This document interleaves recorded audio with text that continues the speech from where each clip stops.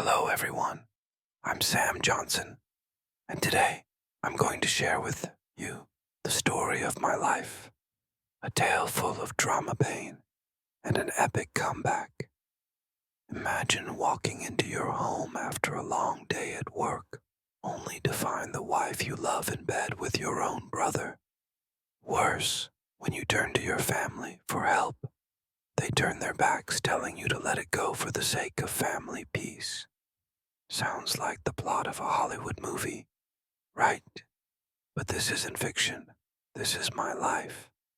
This story will take you through my darkest days, my most painful choices, and ultimately, how I reclaimed everything that was mine. If you've ever been betrayed, abandoned, or felt like the whole world was against you, stay with me. By the end of this video, you'll learn a lesson that will change how you view loyalty and self-worth. Don't forget to hit the subscribe button and the notification bell so you don't miss any stories like this. Now let's dive in. I grew up in a small town on the outskirts of Chicago, where everyone knew each other and family was everything. My father Jacob built Johnson Construction from nothing, starting with an old pickup truck and a few borrowed tools. My mother Evelyn was the company's accountant, keeping everything running smoothly. I was the middle child of 3 siblings. My older brother Jimmy, 3 years my senior, always seen as the heir to the company's throne. And my younger sister Stephanie, 2 years younger, the princess spoiled by the whole family. And me, I was Sam, the middle kid, always trying my hardest, but rarely noticed. In the family, Jimmy was the star, Stephanie was the treasure, and I was just the one filling the gap. From a young age, I knew my place. Jimmy bullied me, calling me kid and bragging about how he'd run the company one day. Stephanie treated me like her personal driver, demanding I take her everywhere after I got my license. But when Jimmy got his, he never drove me anywhere.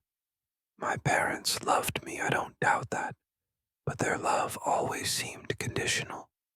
Sam, don't make a big deal, they'd say whenever I complained about Jimmy or Stephanie. Family sticks together. I learned to swallow my anger, work hard, and hope that one day I'd be recognized. I met Camilla in college. She was the most striking girl in class with golden blonde hair and a smile that made me forget the world. We fell madly in love, married right after graduation, and I thought I'd found my happily ever after. I worked for Johnson Construction, often out on job sites with the crews, while Jimmy sat in the office playing the future leader. I didn't complain. I loved the work, loved the feeling of building something from scratch. But I never suspected that right in my own home something was being torn apart. That fateful day was a cold November. I had a bad cold, coughing so hard my chest hurt, but I went to the job site anyway. If it's worth doing, do it right, I told myself, echoing a phrase I'd heard from a foreman years ago. But by mid-morning, I could barely stand. Arturo, the site manager, practically shoved me into my truck and said, "Go home, Sam. You're infecting the whole crew." I drove back, my mind foggy, just wanting to rest. But when I turned onto my street in Naperville, I saw Jimmy's truck parked in the driveway. Strange. Jimmy was supposed to be at another site, or at least in a client meeting in Springfield, as he'd said. I was covering his shift today, so why was his truck here? I parked on the street, a sense of unease rising. I entered the house quietly, not wanting to startle Camila, she might be resting. But as I climbed the stairs, sounds from the bedroom stopped my heart. Moaning, whispering, and then Camila's voice cleared through the open door. "Oh, Jimmy, that's it." I froze, unable to believe my ears. I pulled out my phone, started recording, and stepped into the room. On the bed, Camila and Jimmy, completely unaware of my presence. Rage surged like wildfire. I waited 3 seconds, then kicked Jimmy, sending him sprawling to the floor, clutching his stomach and groaning. Camila screamed, but I didn't look at her. I just stared at Jimmy, the brother who betrayed me, and said, "You made me cover your shift so you could sleep with my wife. Let's see how you like getting beat." I didn't stay long. I turned and left, my mind reeling. I drove straight to my parents' house in Oak Park, thinking they'd take my side. I showed them the video, expecting outrage comfort. But my father just sighed and said, "Sam, you need to get over this. Jimmy's going to take over the company. Don't mess things up." My mother nodded, adding, "Family comes first, Sam. Don't make us choose." Stephanie, sipping a glass of wine, smirked. "So what? Camila chose Jimmy. Why make a big deal?" I looked at them, the people I called family, and felt another knife in my back. But the biggest shock came when I confronted Camila later. She admitted she'd been sleeping with Jimmy for months whenever I covered his shifts. Worse, she was pregnant and the baby was Jimmy's. I felt like my world collapsed. I'd done everything for this family, worked myself to exhaustion, sacrificed my time, swallowed every injustice, and they turned their backs on me. I left Naperville that night, vowing never to return until I could make them pay. But I didn't just want revenge. I wanted to prove I wasn't the invisible middle child they could discard. I moved to Fort Bragg, North Carolina, and joined the U.S. Army Corps of Engineers. I didn't just want to escape, I wanted to rebuild myself. I studied civil engineering in college, working part-time to pay tuition, and later earned an MBA. The Army taught me discipline, strength, and how to face pain. I was deployed to the Middle East, where I worked on rebuilding infrastructure in war zones. It was dangerous work, but it gave me purpose. I was no longer Sam, the forgotten middle child. I was Captain Samuel Johnson, a respected man, on a mission in Iraq. An IED exploded beside our Humvee. I survived, but was injured, blood pouring from a gash in my leg. The woman we were escorting, a congresswoman named June Caulfield, was hurt worse, her leg nearly destroyed. I didn't think I pulled her from the burning vehicle, bandaged her wound to stop the bleeding, and held out our position with my rifle until the medevac arrived. I passed out as medics rushed toward us, thinking I wouldn't wake up, but I did in a hospital in Germany, and the first person I saw was Rebecca Caulfield, June's sister. She had fiery red hair, emerald green eyes, and a smile that made me think I was in heaven.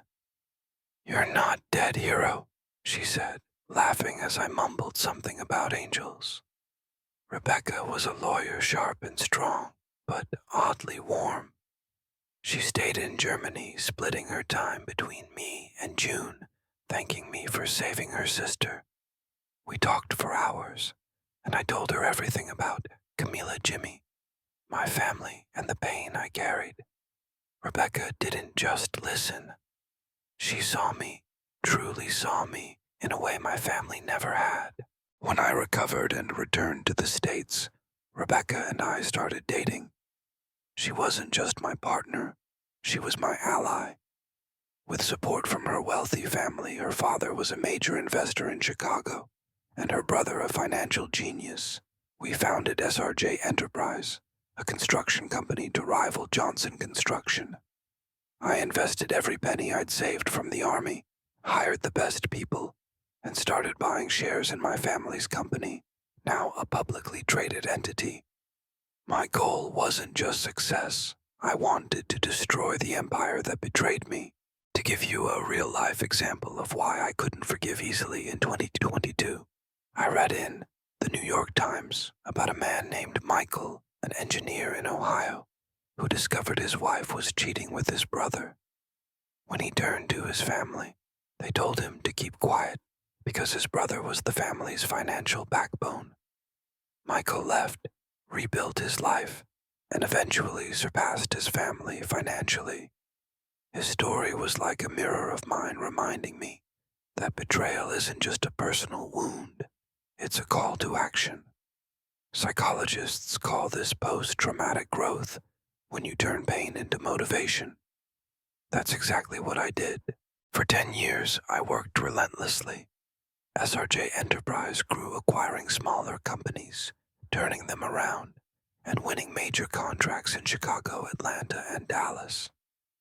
I changed not just physically with muscles honed from Army years, but in spirit. I was no longer the tolerant Sam. I was Sam unrelenting. Rebecca was with me every step, helping me plan for the day I'd return to Naperville. Her plan was bolder than mine, not just to compete with Johnson Construction, but to take it over completely. Her father was the nominal chairman, her brother the CFO, and Rebecca the CEO, but I was the one truly running the show. We kept my name out of the spotlight so my family wouldn't suspect. The day I returned, I stood outside Johnson Construction's office building in downtown Naperville, watching Stephanie walk in. She didn't recognize me, how could she? I was no longer the skinny little brother she used to boss around. I was ready. An emergency board meeting was called, and I knew my family had no idea what was coming. They owned 60% of the company's shares, 12% each, but they didn't know that I, with my 12%, had secretly partnered with other shareholders, including Rebecca and June, to control the 51% voting majority needed. When I walked into the boardroom, my family froze. My father Jacob glared. My mother Evelyn gasped. Jimmy muttered something, and Camila, now his wife, went pale. Stephanie stared like she'd seen a ghost. I didn't say much. I presented the motion and removed my father as chairman, fear Jimmy and Stephanie, and approve SRJ Enterprises' acquisition of the company. With 51% of the votes, I won. My family lost everything: power, wealth, and even their homes and cars owned by the company. I gave them a week to move out, except for Jimmy and Camila. They got 24 hours. But the story doesn't end there. Stephanie, unlike the rest of the family, came to me. She showed up at June's office, dressed neatly but with red eyes. "Sam, I'm sorry," she said, her voice trembling. "I was wrong to side with them. I didn't realize how badly I treated you until you left." She confessed she had been living a lie, hiding her identity as a lesbian out of fear of family judgment. She wanted to make amends, even if just a small chance to be my sister again. I didn't trust her easily. After everything, how could I? But June, whom Stephanie started dating after that meeting, convinced me she was sincere. We hired Stephanie as June's assistant, monitoring her closely with tracking software. Surprisingly, Stephanie proved she'd changed. She cut contact with our parents, and Jimmy lived openly with June and became the sister I never had. She even helped me uncover more of our family's schemes to try to reclaim the company plans they never succeeded in. As for my family, the consequences came swiftly and brutally. My parents, Jacob and Evelyn, lost everything, moving to a rundown one-bedroom apartment in Chicago's suburbs, living off Social Security. They tried to sue me, but Rebecca, with her reputation as a ruthless lawyer, made their case disappear in minutes in court. Jimmy and Camila struggled to survive. I gave them jobs not out of kindness, but to remind them who was in charge. Jimmy worked as a construction laborer, earning minimum wage with no chance of advancement. Camila worked as a cashier, but she tried to manipulate me, offering anything to get Jimmy transferred closer to home. I refused, and when she went too far trying to seduce me, Rebecca and June made her a laughingstock. Eventually, Jimmy divorced Camila after her compromising photos leaked, not my doing, but her own recklessness. To share another real-life story, in 2023, I read in Forbes about a female entrepreneur in Seattle named Laura, who was ousted from her own startup because her family wanted her brother to lead. Laura spent 5 years building a rival company, buying shares, and ultimately forcing her family to sell their company to her. Her story was like a carbon copy of mine, reinforcing my belief that justice doesn't always come from forgiveness. Sometimes it comes from standing up for yourself. Psychologists call this self-empowerment after betrayal, and that's what I did. Now I'm married to Rebecca, and we have 3 children, all loved equally, with no one as the heir or princess. I'm determined to break the cycle of favoritism my family imposed. Stephanie and June are also married, and I'm proud to call Stephanie my sister again. We gather regularly at my house in Evanston, hosting weekend barbecues, laughing and enjoying the life I built.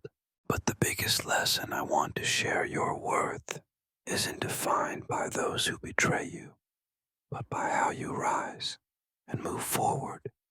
Don't wait for apologies or validation from those who hurt you. Protect your boundaries, invest in yourself, and find people who truly value you. Justice isn't about shouting or blind revenge. It's the quiet satisfaction of building a better life. What do you think of my story? Have you ever been betrayed and overcome? Share in the comments, and don't forget to like, subscribe, and hit the bell for more inspiring stories. I'm Sam Johnson, and I'll see you in the next video. Keep building your own path. After I took over Johnson Construction and turned SRJ Enterprise into a powerhouse in the construction industry, I thought I'd won. My family, my parents Jimmy and Camila, had been brought low while I stood at the top, with Rebecca by my side and Stephanie as a new part of my life. But you know, when you think you've got everything under control, life often throws you a curveball. And that curveball came in the form of a letter, an anonymous one sent to my office in Evanston on a rainy Tuesday morning. The letter had no return address, just a scrawled, handwritten note. Sam, you think you know everything, but you haven't seen anything yet. Inside was an old faded photo of a boy about 5 years old standing next to a man who looked exactly like my father Jacob, but not in Chicago. The background was a small town, maybe somewhere in the American West, with misty mountains in the distance. The boy in the photo had eyes like mine, so similar, it gave me chills. On the back of the photo, another note. Ask Jacob about your brother. I'd never heard of another brother.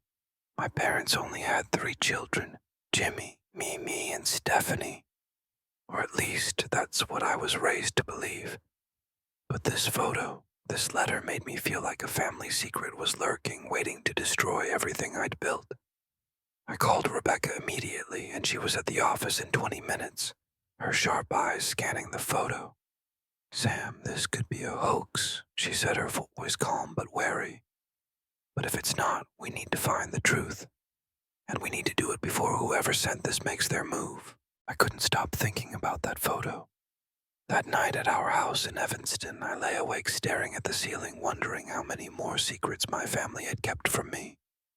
Rebecca, ever practical, suggested hiring a private investigator to trace the letter's origin. But I knew a faster and riskier way. I had to confront my father, Jacob. Though he now lived in poverty, I knew he still held the family's secrets, and I'd make him talk one way or another. I drove to my parents' rundown apartment in Cicero, a neighborhood far from their glory days in Oak Park. When I knocked, my mother Evelyn opened the door, her eyes red and tired. Sam, she mumbled, why are you here? You've already taken everything. I didn't answer, just held out the photo.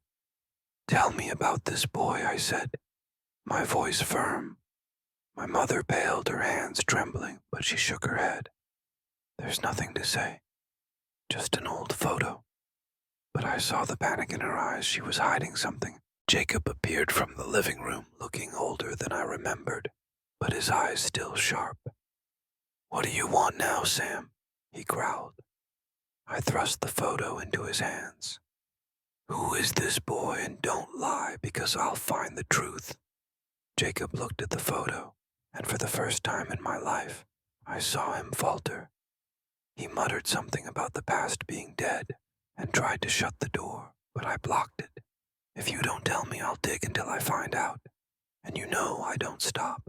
Finally, my mother broke down, sobbing.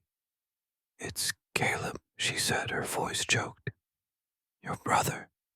Your father had an affair before we married. Caleb is that woman's son. Your father sent them money, but we never talked about him. He lived in Montana with his mother. We thought he died years ago. I felt like I'd been punched in the chest. A secret brother. And my family had hidden this my entire life. But what chilled me most was the question, who sent this letter and why now?" I returned home, my mind spinning. Rebecca had contacted our private investigator, a former FBI agent named Mike, who started digging into Caleb. While waiting, I got an unexpected call from Stephanie. "Sam, I need to see you," she said, her voice shaking. "It's about Jimmy. He's planning something, and I think it's about you." I met Stephanie in June at a coffee shop in Wicker Park, and what she told me made my blood run cold. Stephanie confessed she'd overheard Jimmy talking to a stranger on the phone, mentioning a plan to take Sam down and take back what's ours. She didn't know details, but Jimmy sounded desperate, and the man mentioned someone from Montana. Montana, where Caleb was supposed to have lived. I felt like a web was closing around me, and I didn't know who the spider was. Was Jimmy beyond the letter? Or was Caleb the secret brother alive and seeking revenge on the family that abandoned him? I decided to go to Montana to find Caleb, or at least traces of him. Rebecca insisted on coming, and we flew to Bozeman, rented a car, and drove to a small town called Livingston, where Caleb's mother was said to have lived. We found an old abandoned house on the outskirts, but an elderly neighbor, Martha, recognized Caleb's name. "That boy left town 15 years ago," she said. "His mother died of cancer and Caleb disappeared. Heard he worked in construction, but no one knows where he is." But Martha had one detail that chilled me.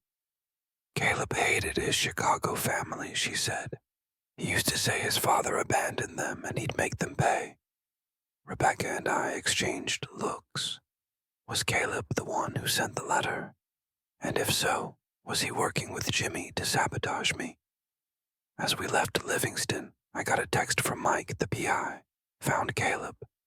He's in Chicago working for a rival construction company, and he met with Jimmy last week. Back in Chicago, I felt like I was walking into a chess game where I didn't know the rules. Caleb, my secret brother, wasn't just alive, but here, and it seemed he was working with Jimmy against me. I called an emergency meeting with Rebecca, June, and Stephanie at SRJ's office. Stephanie brought a USB with a recording she'd secretly made from Jimmy's phone, a conversation between him and Caleb. In it, Caleb said, "Sam thinks he's won, but he doesn't know I hold the key.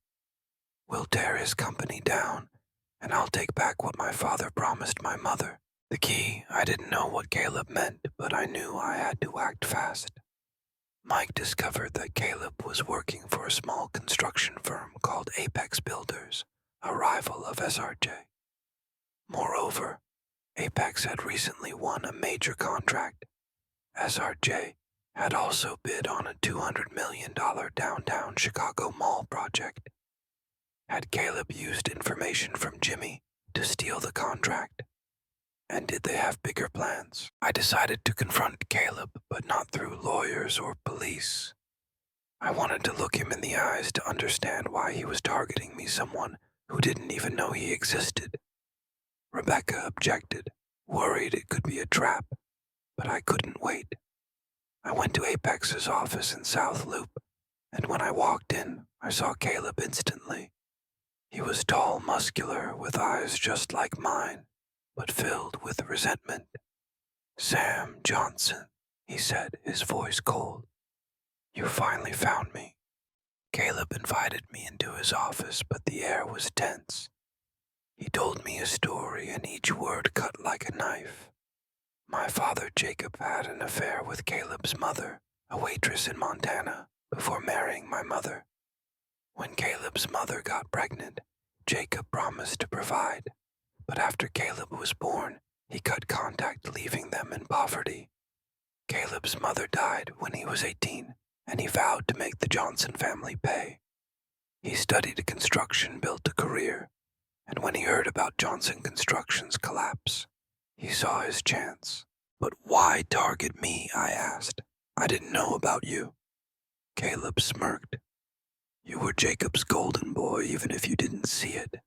You had everything: family, company, opportunity. I had nothing but a broken promise." I tried to explain that I'd been betrayed by our family too, but Caleb wouldn't listen. He revealed he'd been in contact with Jimmy, who fed him inside information on SRJ in exchange for a cut of the profits when Apex surpassed us.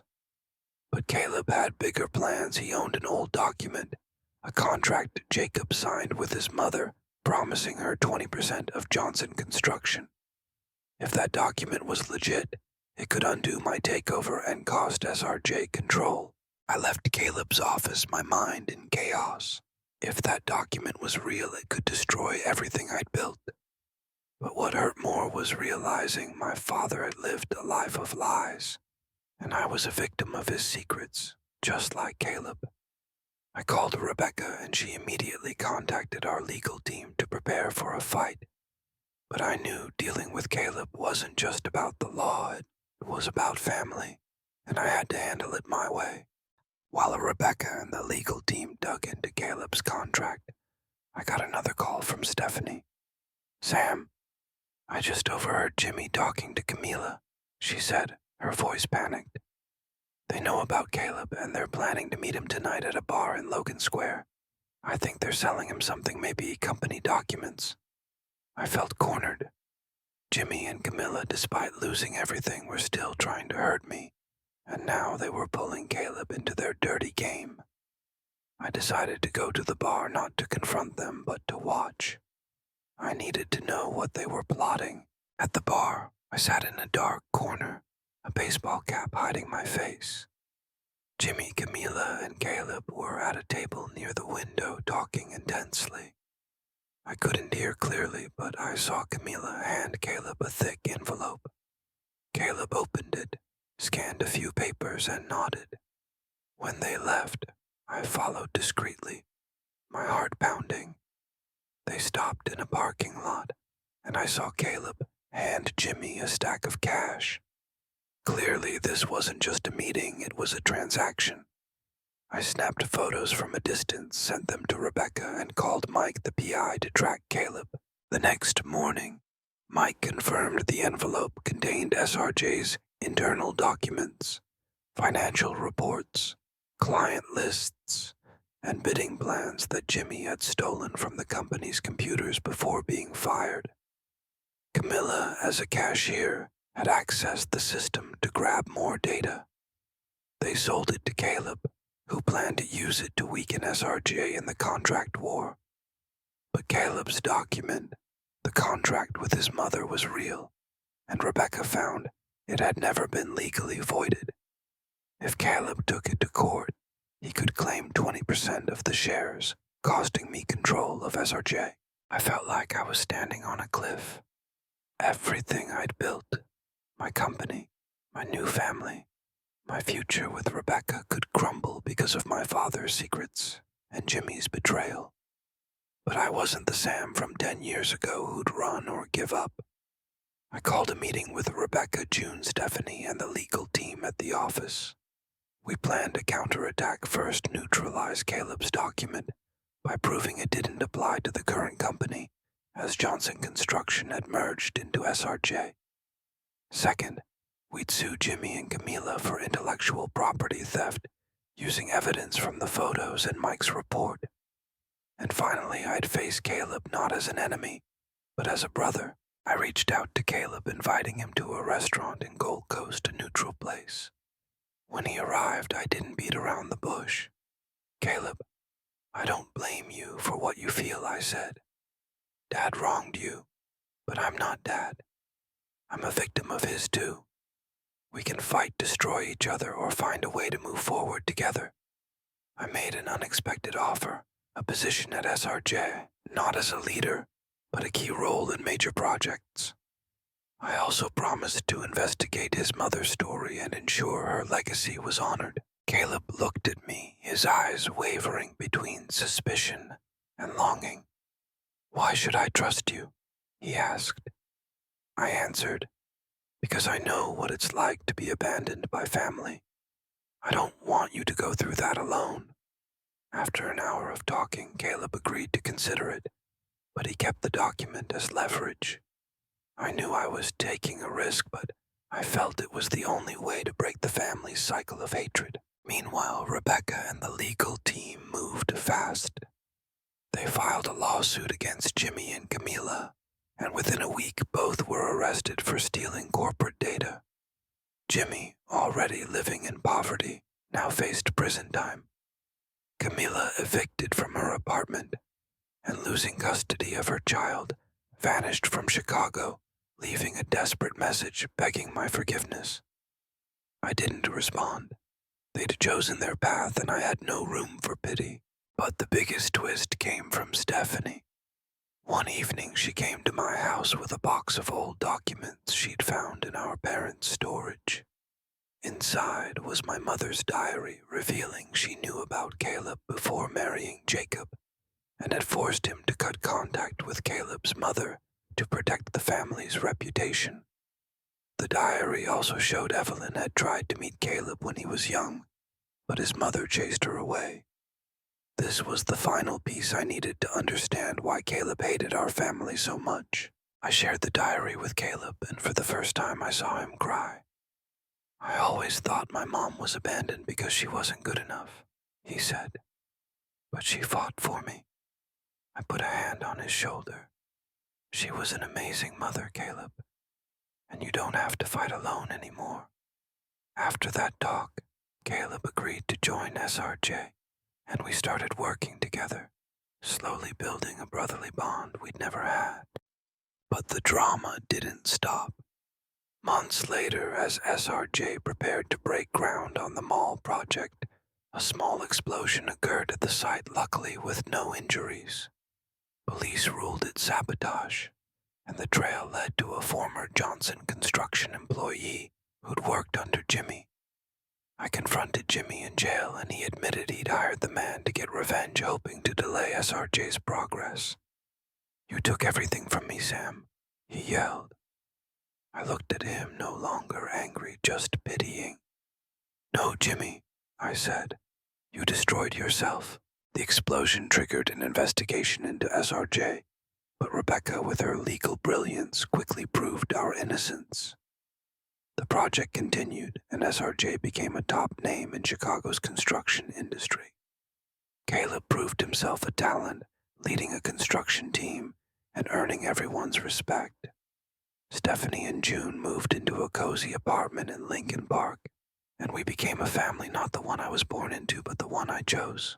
I want to share one more real-life story to show why I never gave up. In the Chicago Tribune, about a woman named Rachel ousted from her family's fashion company because she refused to cover up her brother's misconduct. Rachel built her own brand, surpassed her family, and eventually bought their company. Her story reminded me that sometimes you have to cut toxic ties to find your true strength. Psychologists call this emotional liberation, and that's what I did with Caleb, Stephanie, and myself. Now standing in SRJ's office looking out at Chicago's skyline, I no longer see myself as the forgotten middle child. I'm Sam Johnson, survivor, builder, winner. Rebecca and I are planning a Hawaii vacation with the kids, and I know that no matter how many curveballs life throws, I'm ready to catch them. My biggest lesson: don't let those who hurt you define you. Stand up, fight, and build a life you're proud of. After the explosion at SRJ's mall site, I thought I'd neutralized the threat from Jimmy and his schemes. He was in custody, Camila had vanished, and Caleb, though still guarded, had started working with me as part of SRJ's team.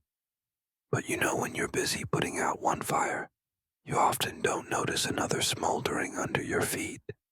And that fire came in the form of a woman I never suspected, Kate, a former accounts receivable secretary at Johnson Construction, someone I'd thought was an ally. Kate was one of the company's veteran employees working since my father's days.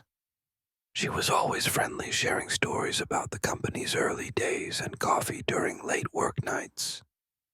When I took over Johnson Construction, I kept Kate on for her loyalty and experience. But one afternoon, as I reviewed financial reports in my Evanston office, Kate walked in holding a coffee and a strange smile. "Sam," she said, her voice soft but off, "there's something I need to tell you about your father and Caleb's mother." A chill ran down my spine.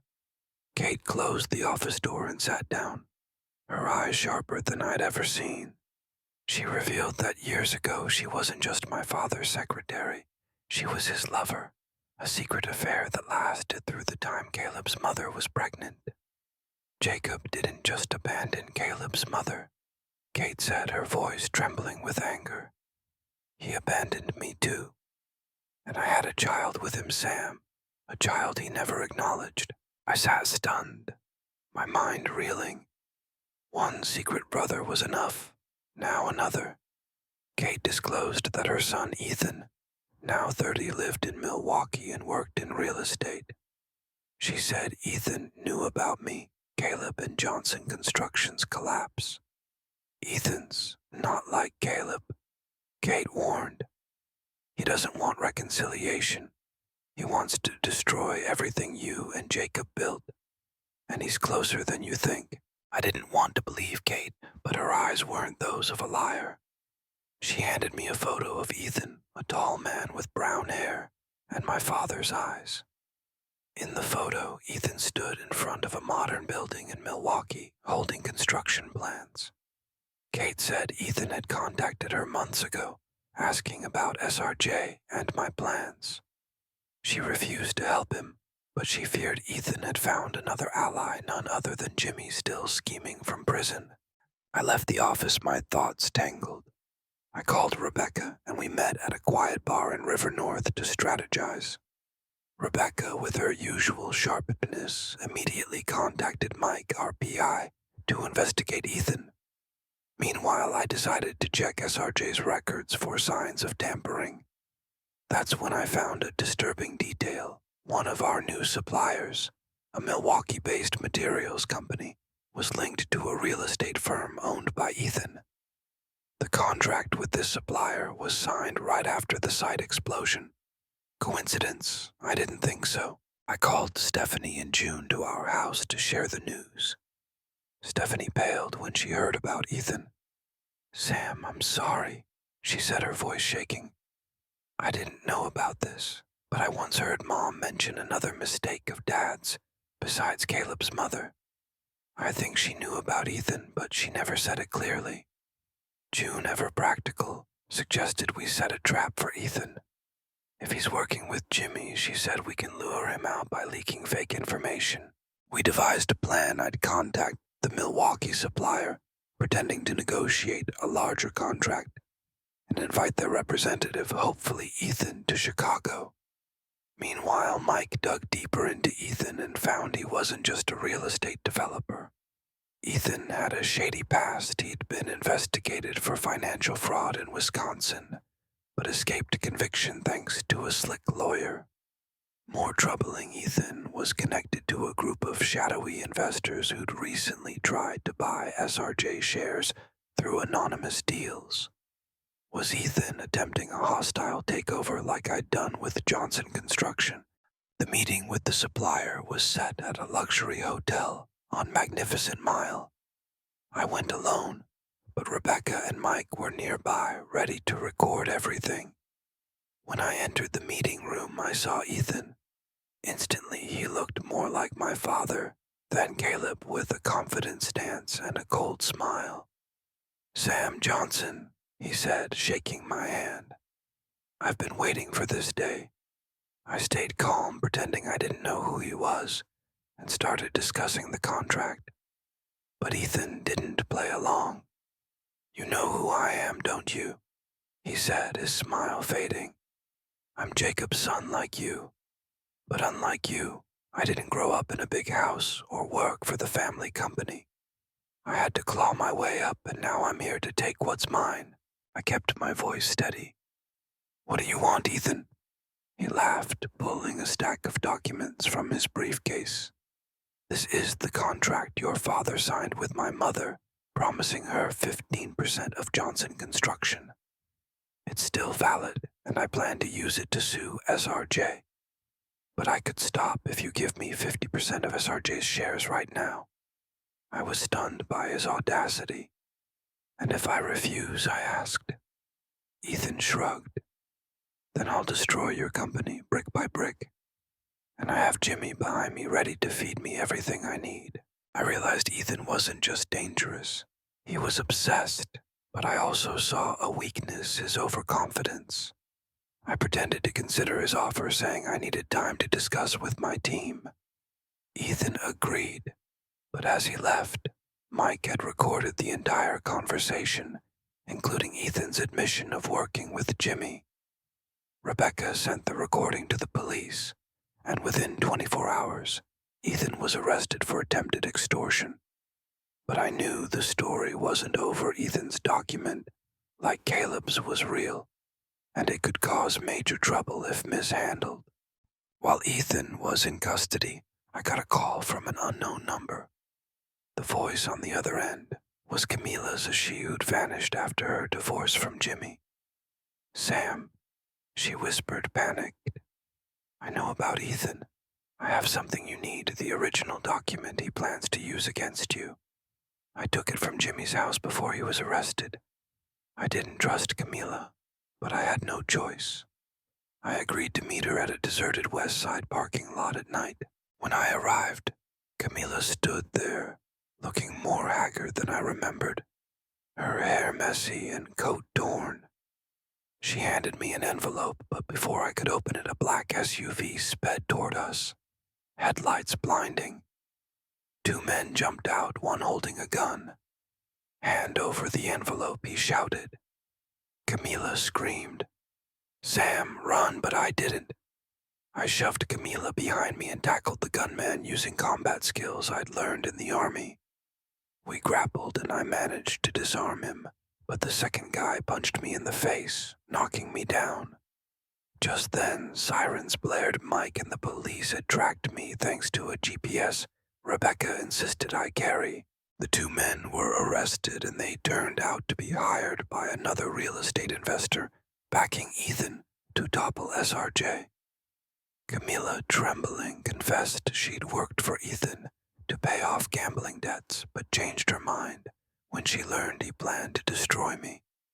"I know I don't deserve forgiveness, Sam," she said, "but I wanted to make things right. I didn't forgive her, but I let her go, warning her this was her last chance." Camila's envelope contained Ethan's mother's contract, but Rebecca discovered it had been legally voided years ago, rendering Ethan's claim invalid. With evidence from the attack and the recording, Ethan was sentenced to years in prison for extortion and conspiracy. Jimmy, though in jail, faced additional charges for complicity, ensuring he'd never threaten me again. But the drama didn't stop. One morning, I got an email from a Chicago Sun-Times reporter investigating Jacob and his affairs. The story of Caleb and Ethan had leaked, and the press was digging into my father's past. I knew this could hurt SRJ, but I chose to face it. I held a press conference publicly acknowledging Caleb as my brother and pledging to support him. I mentioned Ethan, but kept details vague, saying only that he'd chosen the wrong path. By controlling the narrative, I turned a potential scandal into a story of reconciliation and accountability. I want to share one more real-life story to show why I faced the truth. In 2023, I read in the Wall Street Journal about a New York CEO whose family secret was exposed when a half-sibling emerged demanding company shares. Instead of hiding, he went public, turning it into a PR campaign about transparency, and his company thrived. That story taught me that sometimes the best way to survive a scandal is to own it. Psychologists call this emotional reframing, turning a negative story into a positive one. Now SRJ Enterprise is stronger than ever. Caleb is one of my best project managers, and we've built a real, if imperfect, brotherly bond. Stephanie and June are expecting their first child via IVF, and Rebecca is pregnant with our fourth. My parents, Jacob and Evelyn, still live in their run-down apartment, but I send them a small monthly stipend, not because I forgive them, but because I don't want to be like them, holding on to hatred forever. But the biggest lesson: I want to share life. Will always throw challenges, secrets, and people who want to drag you down. Don't let them define you.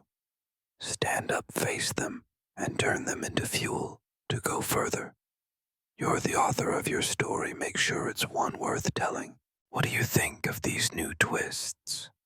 Has anyone faced a family secret that upended their life? Share in the comments, and don't forget to hit subscribe for more dramatic stories. I'm Sam Johnson, and I'll see you in the next video.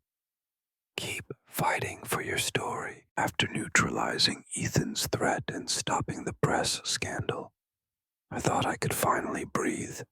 SRJ Enterprise stood like a mountain. Caleb became indispensable to the company, and Stephanie and June brought new joy to our family with their child on the way. Rebecca, the woman who stood by me through every storm, was preparing to give birth to our fourth child, and every day I felt grateful for finding someone who not only loved me, but fought for me. But you know, even when you think you've conquered every challenge, the past always finds a way to knock one last time. One autumn evening, as I sat in my Evanston office, looking out at Chicago's skyline, twinkling with lights, I received a letter, not an anonymous one like before, but a handwritten one from my mother, Evelyn.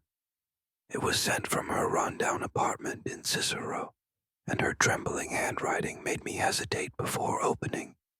I hadn't spoken to her or my father Jacob since their failed lawsuit, and I wasn't sure I was ready to face them again.